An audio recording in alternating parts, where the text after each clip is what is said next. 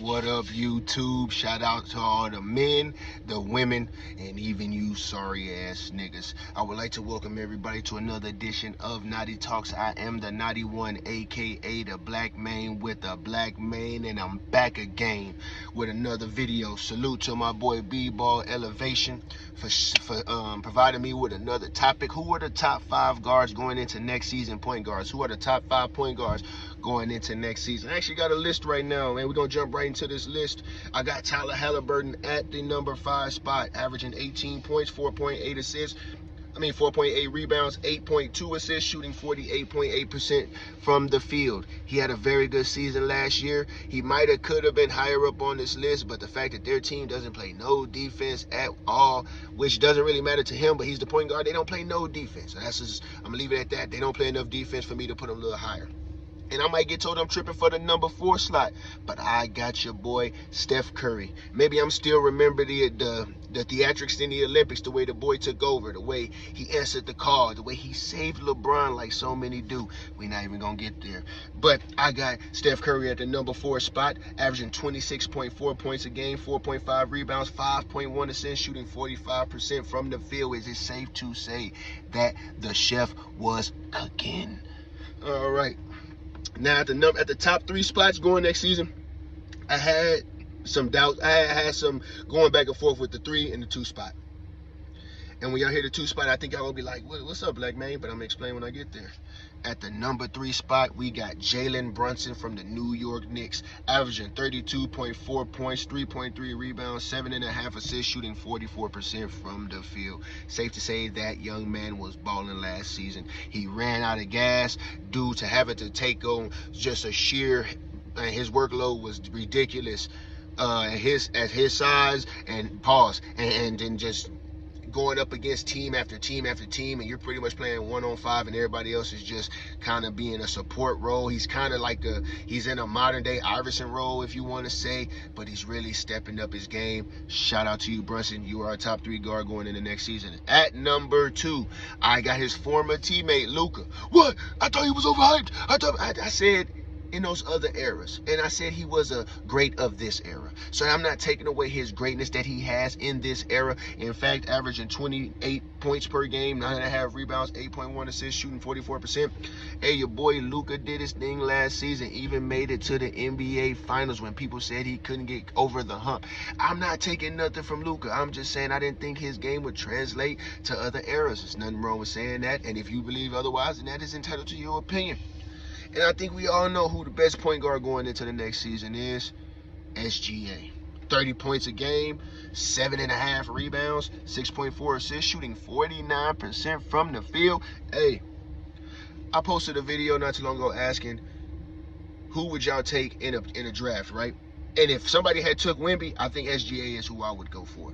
If I couldn't get Wemby with my first pick, I would definitely go after SGA. The game is on another level. He's not just relying on sheer athleticism to beat you. No, my nigga, you just can't guard me. I'm finna cook you. I'm finna go ahead and season the meat, pause. I'm finna go ahead and tenderize it. And then I'm gonna go ahead and cinch you softly in the skillet. And then I'm gonna take a picture of you when I'm done and post it on my social media. That is SGA. Straight balling out here. Is one of the hardest players to guard, really shifty. He has really taken a learning to the game. And I think those are my top 5 guards going into next season. Then ain't really too much explanation that's really needed on that. If you think that you got another, if you think my top 5 is in the wrong order, if you would take somebody out and put somebody in, let me know in the comments. Just don't be on that sorry nigga shit. And so we gonna keep it moving. We got another topic to touch about today. Speaking on next season, who do y'all think will have the better bounce back season? Will it be Damian Lillard and all his off the court struggles? You know, he had his thing with his lady. They was going through their struggles. That's life. But do you think he will be able to get back to that level of caliber that he was at Portland? You may not be able to get that high because you do have the Greek Freak alongside of you who will shoulder a lot of the offensive load that will be asked of when it comes to scoring and this, that, and the third. But do y'all think that he can get back to that all-star, borderline superstar level that he once was? And then the second player that I have Klay Thompson. We all know the season that Klay Thompson had, and man, it was terrible to see Klay go out like that. I know I had to make videos about it, but I've had my share words about how I feel about Klay Thompson. He's been in the league NBA a long time. I felt like he was overhyped for a long time. I'm not gonna lie to you. Everybody said he was the best, this, that, and the third on the Warriors. I didn't believe it because I didn't think he could create his own shot. I don't see how you could ever be the best player on the team when you don't create a shot. If I throw you the ball and you ain't got no type of bag, no bag whatsoever, I get it. Klay Thompson, man, I get it. Klay Thompson got a nickel bag. Cool. He got a $5 bag. Come on, we talking about real bags here. We talking about zips and up, if you get my drift. And I just don't see that Klay Thompson has that kind of bag, but that does not mean that he cannot have a wonderful bounce back season, because guess what? You don't need a bag playing with Luka. You don't need a bag playing with Kyrie.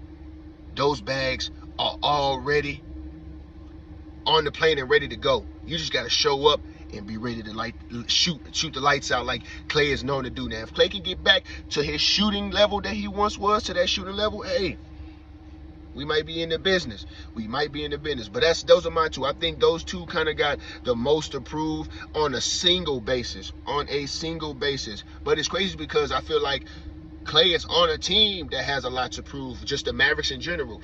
Luka kind of did his thing in the finals. Kyrie got locked up in the finals.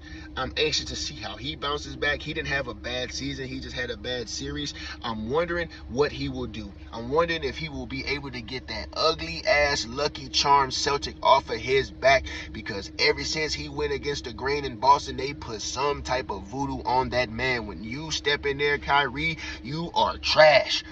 You are that thing on the side of the road on Mondays and Thursdays. So I don't know what happened in Boston. I don't know what kind of karma you got. I don't know what type of sage you need to go in. Maybe you need to stop burning sage, Kyrie, and go and burn some 4-leaf clovers. Maybe that will get that shit off of your back from what is happening in Boston. And yeah, so when you got Luka, you got Kyrie, and now you got Klay, 2 out of those 3 really are due for redemption. Man. I remember everybody was like, oh, this is Kyrie. We about to see Uncle Drew. We about to see, we about to be Ramadan Reed. All these names. And man, oh man, we saw Deadbolt Lock Reed. And this isn't a Kyrie bash video. I'm just saying, those 2, that's one of the teams I feel like really has something to prove this season. And then we're going to jump over to the Eastern Conference. I think it's without a doubt who has the most to prove on the East. And Joel the Giant Weeping Embiid is on that team. Him and motherfucking Paul George. 2 players who get called great, all types of great names. All these people consider Paul George the GOAT. We need to see some winning. Because this great word, it gets thrown around a lot today. It gets thrown around way too much. We need to just start, hey, Paul George, you're a good player. You are not, I can't call you great at this point, my boy. You have done nothing. Whenever you are at the leader role of the team, it goes nowhere. I mean, you were the 3rd option and y'all went nowhere in the Clippers. And when it comes to the Paul Georges, man, you're good, but I can't call you great. Some people consider you a GOAT. I get it. They like your play style. They like how your game looks. But does that produce winning? Does it produce winning? Those were a couple topics that I had today. You guys can let me know in the comments what y'all think. Did I kind of have an idea of what I was talking about? Is the 91 tripping? Is that something y'all want me to discuss? Y'all guys let me know. But let me know in the comments how y'all feel. Who you think will have the better bounce back season? Will it be Damian Lillard or Klay Thompson? Who you think needs to win it more? The Philadelphia 76ers or the Dallas Mavericks? Let me know in the comments. I am the Knotty One, aka the Black Maine with the Black Mane. And until we meet again, I'm out.